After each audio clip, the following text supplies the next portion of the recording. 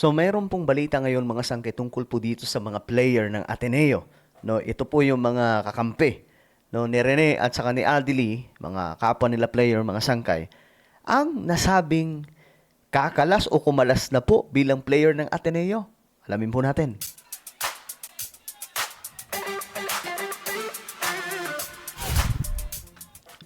Hello guys, what's up? This is me. We are back dito sa ating YouTube channel. Kamusta po kayo? At ito pag-usapan po natin saglit, no? Itong patungkol po dito sa mga player ng Ateneo nga po, mga sangkay. I don't know kung they are disappointed or natatakot po sila, mga sangkay, na baka mangyari din po sa kanila yon yung nangyari kay La Adili at kay Rene. No? Mga magagaling sana mga lalaro, mga sangkay. Pero ayun na nga po, nakakalungkot man, pero wala na tayong magagawa dyan. Ang mahalaga na lamang po ay maibigay yung hustisya para sa kanila. Anyway, bago tayo mag-umpisa, sa mga hindi pa po dyan nakakapag-subscribe sa ating YouTube channel, makikita nyo po yung subscribe button sa baba ng video na to. I-click nyo lamang po yung subscribe, i-click ang bell, at i-click nyo po yung all.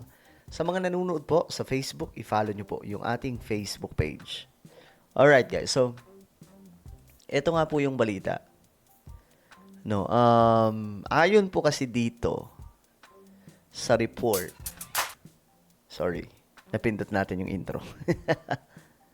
Ayon sa report, Butterbonia's teammates reportedly withdraw commitments to Ateneo. Anong nangyari, mga sangkay? The aftermath of the Aurora tragedy continues to impact Ateneo de Manila University's basketball program, with 4 highly touted recruits from Davao reportedly withdrawing their commitments to the Blue Eagles. Nako, mga sangkay, kakalas na po ito siguro. Yung mga magulang po nito, yun na rin po yung nag-decide. Nakalas na kayo dyan. Mukhang walang pakialam sa inyo yung Ateneo. Kasi nakita nyo naman, mga sangkay, di ba, yung nangyari kay Rene at Adili. Kita nyo, mga sangkay, anong ginawa ng Ateneo sa Metro Manila. 'Di ba? Ang tagal po nagbitaw ng statement. Biruin mo, 1 linggo bago nag-sorry yung Ateneo. Bago sila nagpa-press con at nag-sorry. Parang kumonsulta muna sa imbis na, guys, wala na sanang doon eh. Wala na sanang mahaba pang question kung ginawa po nila yung pagpa-press con after na mangyari yun. Then naghingi sila ng apology sa lahat po ng kamag-anak, sa lahat ng mga Pilipino, mga sangkay na broken hearted at that time. 'Di ba? Yun lang ay hinihintay, pero ang ginawa po nila, inuna pa po yung lawyer, kinausap yung mga player, may pinapirma pa daw ng kung ano-ano. Kaya medyo talaga, mga sangkay. Kumbaga, kita nyo si Adili. Dapat ang ginawa nila, pinamasahian nila yung kamag-anak galing pa po sa Africa, sa Nigeria. Dapat po, ganun ang ginawa nila. Pero ano nangyari? Wala. Pinabayaan po, mga sangkay. Ay, biruin mo, yung mga kaanak doon ni Adili, ni Divine Adili, nandun lamang po, mga sangkay, sa Nigeria, naghihinagpis, umiiyak. Hindi man lang nila tinulungan. Don't tell me walang pera ang Ateneo. Ang bihira. So ayan, mga sangga, ito po yung 4 daw po na nasabing kakalas na. Ang dami nga po nag-comment, oh. Ito yung mga nag-comment. Tingnan po natin.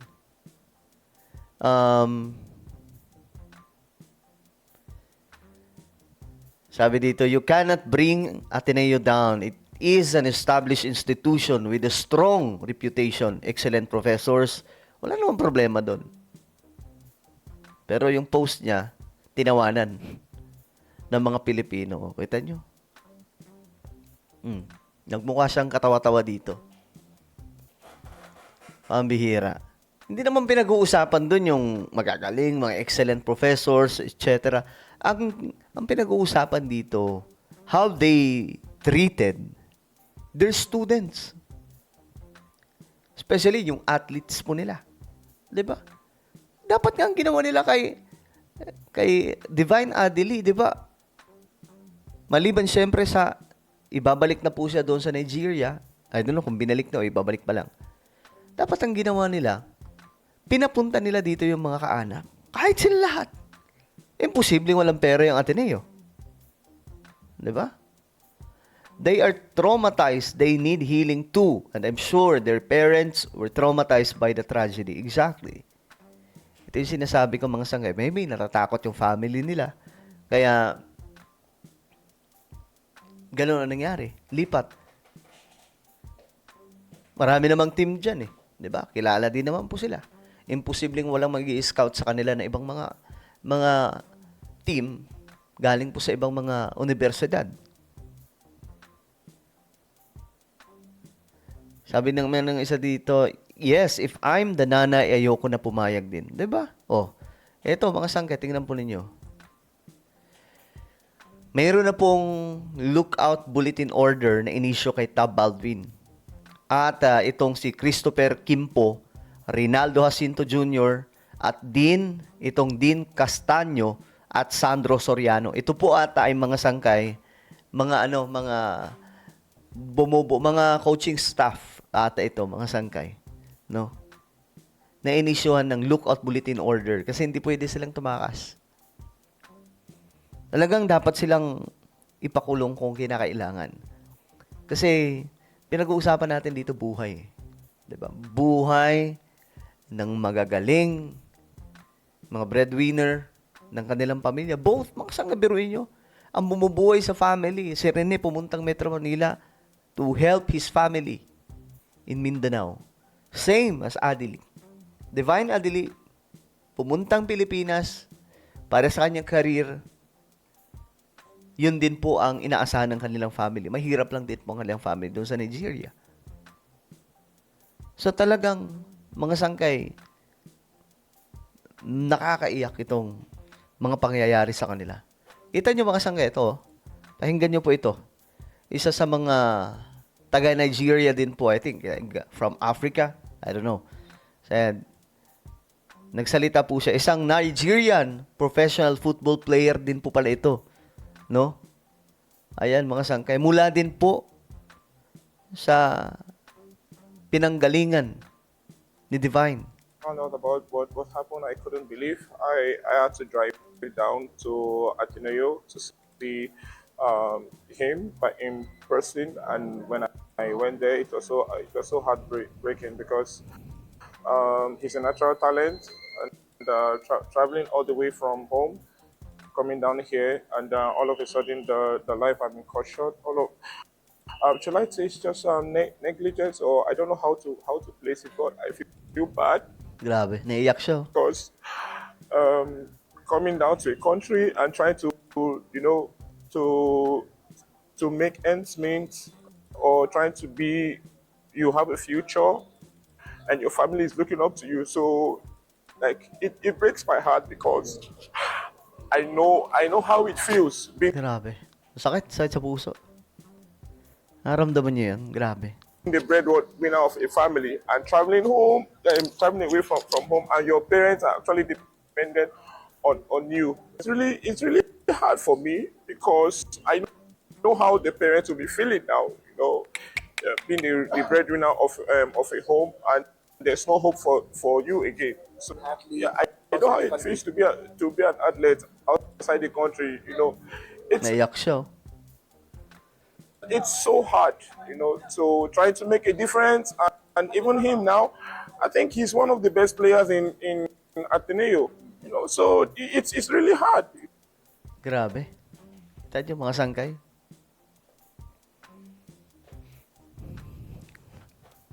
Kaya dapat lang talaga mga sangkay, no, na panagutin.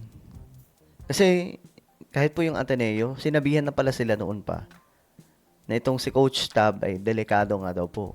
Pero hindi sila nakinig. 2020 pa po sinabihan mga sangkay. 'Di ba? Ang sakit talaga nito. Tapos ang masakla pa po dito, may pulso pa po siya nung time na yun. Tapos anong ginawa nila? Ewan ko, sabi nga po dito, ayan I agree with him. Especially na malaman na mo na mayroon pa sang pulso. Probably siya daw po ay buhay kung nagkaroon po ng necessary safety precautions na nagawa kay Adili. So, may problema po talaga mga sanggay sa coaching. At saka, kita nyo wala pong mga lifeguard po doon. Dapat, since nasa dagat sila, punong-puno ng lifeguard po yun. Lalong-lalo na, nagpaalala na po na may malalakas na alon. Pero wala silang ginawa. Ano yun? 'Di ba? Kung yung mga NBA player nga, so swimming pool nila ginagawa yan, punong-puno ng lifeguard po yan sa paligid eh. Na just in case may mangyari, may magliligtas. Well, ano po ang inyong opinion mga sangkay tungkol po dito? Ayan po, yung ito pong mga, ewan ko ano mga pangalan nito. Check nga po natin. Ito mga sangkay.